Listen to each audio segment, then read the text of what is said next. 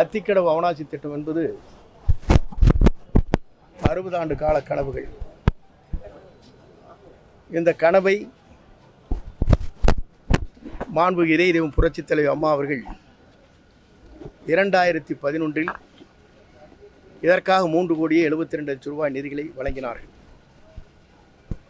2011 பொதுப்பணித்துறை அமைச்சராக இருந்த நம்முடைய ராமலிங்கம் அவர்கள் அதற்கான ஆய்வுப் பணிகளை மேற்கொண்டு அந்த பணிகள் நடைபெற்று அதற்கு பிறகு மாண்புமிகு எடப்பாடி அவருடைய காலத்தில் திட்டங்கள் நிறைவேற்றப்பட்டன. அத்திக்கடவு அவனாசி திட்டத்தில் பாராட்டு குழுவை சார்ந்திருக்கிற 4 பேர் என்னை சந்தித்தார்கள்.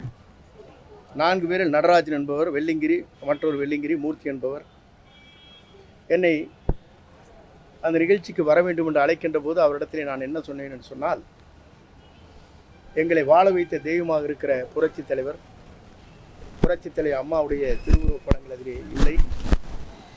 நீங்கள் கலந்து பேசியிருந்தால் நான் உங்களிடத்தில் என்னுடைய உணர்வுகளை எங்களிடத்திலே பிரதிபலித்திருப்பேன். 3 நாட்களுக்கு முன்னாலே தான் அந்த கடிதங்களை எங்களுக்கு தருகிறீர்கள், வர அழைப்பதலை. ஆகவே தான் இந்த உணர்வுகளை உங்களிடத்தில் எடுத்துச் சொல்கிறேன் என்று சொல்லி, என் உணர்வு இவ்வளவுதான்.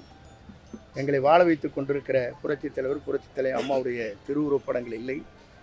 இந்த திட்டத்தை துவக்கி வைத்த முதலே 2011 அம்மா அவர்கள் சட்டமன்றத்திலே உரையாற்றுகிற போதும் சரி, தனபால் அவர்கள் சட்டமன்றத்தில் இருக்கின்ற போதும் அத்திக்கடவு அவனாசி திட்டத்தை நிறைவேற்றி என்று குறிப்பிட்டார்கள்.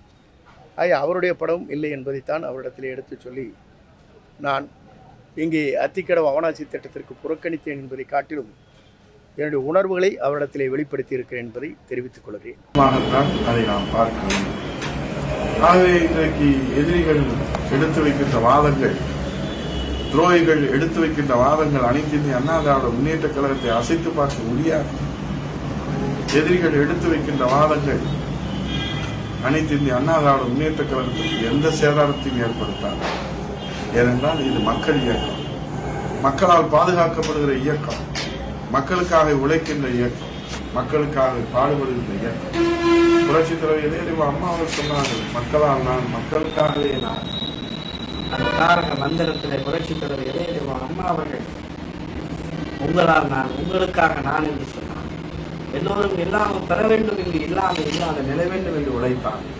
அமைதி, வளர்ச்சி என்ற தாரக மந்திரத்தோடு உழைத்த அந்த தெய்வ திருமகள் புரட்சித் தலைவர் அம்மா அவர்களை மறுவடிவுமாக புரட்சித் தலைவர் எடப்பாடி அவர்கள் அனைத்து இந்திய அண்ணா திராவிட முன்னேற்ற கழகத்தை மீண்டும் ஆட்சி பெற்று அமர்த்துவதற்காக ஒரு மாபெரும் தியாக வேள்வியை நடத்தி கொண்டிருக்கிறார்.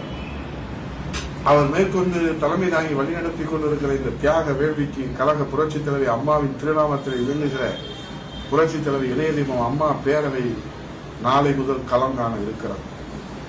இது சோதனைகள் என்று யாரும் சோர்ந்து விட வேண்டாம்.